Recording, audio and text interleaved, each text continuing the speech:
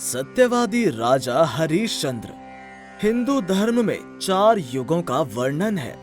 सतयुग, त्रेता युग, द्वापर युग और कलयुग।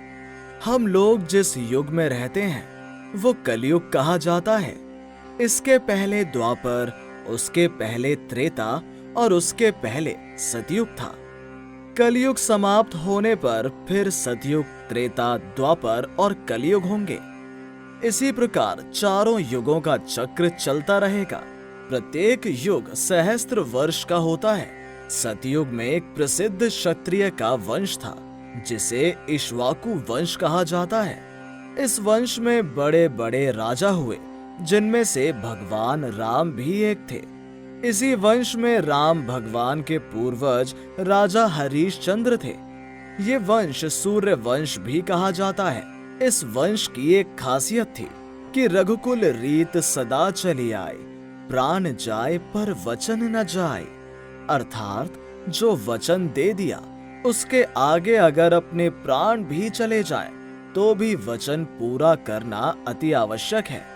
इनके संबंध में सबसे बड़ी विशेषता ये थी कि ये कभी झूठ नहीं बोलते थे। जो बात एक बार कह दी वो फिर पत्थर की लकीर हो गई। चाहे जो कुछ भी हो वो उसे करते ही थे। अनेक ढंग से उनकी परीक्षा ली गई और सब में वो खरे उतरे। उनकी सच्चाई यहाँ तक बढ़ी हुई थी कि सपने में यदि उनके मुख से कुछ निकल जाता तो जाग जाने पर उसे भी वो पूरा करते थे। राजा हरिश्चंद्र की पत्नी का नाम शैव्या था। इनके एक पुत्र थे जिनका नाम रोहिताश था।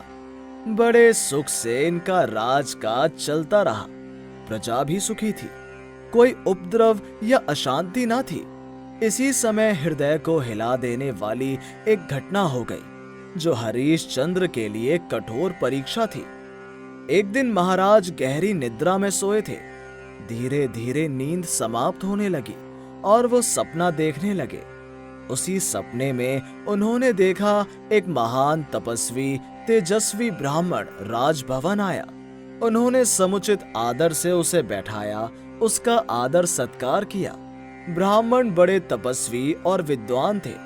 पुराने समय में जब ब्राह्मण राजाओं के यहाँ जाते थे तब उन्हें दान दिया जाता था। हरिश्चंद्र ने स्वप्न में इस ब्राह्मण को अपना राज्य दान में दे दिया। सपने की बात सदा याद नहीं रहती। महाराज इस बात को भूल गए। दूसरे दिन महर्षि विश्वामित्र महाराज के दरबार में पहुंचे। महाराज से दक्षिणा मांगी। जो दान में दे दिया गया उसी की दक्षिणा। पहले तो महाराज को स्मरण नहीं रहा। फिर विश्वामित्र ने क्रोधित हो उन्हें सपने की बात याद दिलाई और बोले, दान देकर अब तुम बहाना करना चाहते हो। इसी के बल पर इतने बड़े दानी होने का ढिंढोरा पीटते हो। जान पड़ता है कि तुम पाखंडी हो। हरिश्चंद्र ने जब ध्यान किया तब उन्हें स्मरण हो गया। वही तेजस्वी ब्राह्मण जिसे उन्होंने सपने में देखा था, उनके सामने दिखाई पड़े वही रूप, वही रंग, उसी ढंग की बातचीत। महाराज ने विश्वामित्र से क्षमा मांगी और दक्षिणा देने के लिए अपने मंत्री से राजकोष में से स्वर्ण मुद्रा लाने को कहा। विश्वामित्र फिर बिगड़े। उन्होंने कहा, जब सारा राज्य तुमने दान में दे दिया तब सब कुछ तुम्हारा हमारा हो गया। उसमें से दक्षिणा देने का अधिकार तुम्हारा कहाँ रहा। हरिश्चंद्र सोचने लगे। समस्या विकट थी। विश्वामित्र जो कुछ कह रहे थे उसमें भी सच्चाई थी। उन्हें दक्षिणा भी देना आवश्यक था। ये सोच ही रहे थे कि विश्वामित्र ने कहा, तुम हमारा समय व्यर्थ नष्ट कर रहे हो। तुम्हें दक्षिणा देना नहीं है ऐसा जान पड़ता है। साफ साफ कह दो कि मैं नहीं दे सकता। दान देकर दक्षिणा देने में आनाकानी करते हो। मैं तुम्हें शाप दूंगा। हरिश्चंद्र ने जब विश्वामित्र के मुख से इस प्रकार की बातें सुनी तो वो बहुत दुखी हुए। वो धार्मिक व्यक्ति थे, अधर्म से सदा डरते थे। बोले, भगवान, मैं ऐसा कैसे कर सकता हूँ। आप जैसे महर्षि को दान दिया जा चुका दक्षिणा कैसे रोकी जा सकती है। राजमहल कोष सब आपका हो गया। अब मुझे समय दीजिए, मैं आपकी दक्षिणा का प्रबंध कर सकूं। विश्वामित्र ने समय दिया और ये चेतावनी दी कि यदि समय पर दक्षिणा नहीं मिली तो शाप देकर भस्म कर दूंगा। हरीशचंद्र को भस्म होने का भय नहीं था, भय इस बात का था कि मैं अपना वचन पूरा न कर सका तो सदा के लिए मुझ पर कलंक लग जाएगा। उनके मंत्रियों ने अपने पास से धन देने के लिए कहा, किंतु उन्होंने कहा कि उनका कहना था जब सारा राज दान में दे दिया तो उसमें जो कुछ भी है वो सब उसी का हो गया। जिसे दान कर दिया गया मुझे उसमें से किसी से भी एक कौड़ी लेने का अधिकार नहीं है। केवल एक उपाय उनके पास रह गया कि अपने को बेचें और उससे जो धन आए उसे दक्षिणा में दे दें। उन दिनों काशी नगरी संसार से अलग समझी जाती थी, वहीं अपने को बेचने का निश्चय उन्होंने किया। महाराज हरिश्चंद्र अपनी पत्नी तथा अपने पुत्र को लेकर राज्य छोड़कर निकल पड़े। सारा राजकाज मंत्रियों को सौंप दिया गया और आदेश दिया कि महर्षि विश्वामित्र की आज्ञा अनुसार वो सब राजकाज करें। राज्य से एक कौड़ी भी उन्होंने नहीं ली। काशी पहुंचकर गली गली वो अपने को बेचने के लिए घूमने लगे।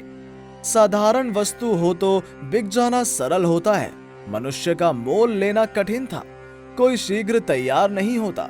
कोई व्यक्ति तीनों व्यक्तियों को मोल लेने को तैयार नहीं हुआ। उन्हें इतना धन भी चाहिए था कि दक्षिणा पूरी हो सके। प्रातः काल से सायकाल तक सारे नगर की धूल इन लोगों ने खाई, किंतु कोई उपयोग ग्राहक नहीं मिला। जब संध्या होने को आई तब इन्हें मोल लेने वाले मिले तो कोई भी व्यक्ति ऐसा नहीं मिला कि सबको मोल ले लेता। रानी तथा उनके पुत्र को एक व्यक्ति ने मोल लिया। हरीशचंद्र को शमशान पर एक डोम ने लिया। रानी को घर पर चौका बर्तन करना था और राजा को शमशान घाट पर मरघट की रखवाली करनी थी। इन लोगों ने अपने को बेच डाला, किंतु ठीक समय पर दक्षिणा चुका दी और दक्षिणा न देने का कलंक इनके ऊपर नहीं आया। शैव्या, जो कुछ ही दिन पहले एक राज्य की रानी थी, जिसके पास सैकड़ों दास दासियां थी, आज बर्तन मांजती थी, रसोई घर में चौका लगाती थी। और हरीशचंद्र, जो किसी समय सोने के सिंहासन में बैठते थे, आज शमशान पर लाठी लेकर पहरा देते थे। जो मुर्दे जलाने के लिए आते थे उनसे कर लेते थे।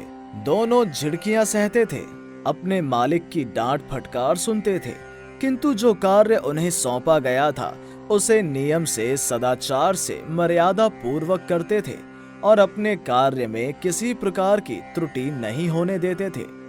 सौम्या को पता न था कि मेरे पति शमशान के नौकर हैं। उनके बिकने के पश्चात हरीशचंद्र ने खासकर अपने को बेचा था। दुर्भाग्यवश एक दिन उनका पुत्र खेल रहा था, उसी समय उसे सांप ने डस लिया, उसकी मृत्यु हो गई। यह दुख शैव्या के लिए असहाय था। विपत्ति की मारी तो यूं ही थी, फिर ये घटना उसके ऊपर वज्र के समान गिरी। वो साधारण नौकरानी थी, उसके पास कुछ था भी नहीं।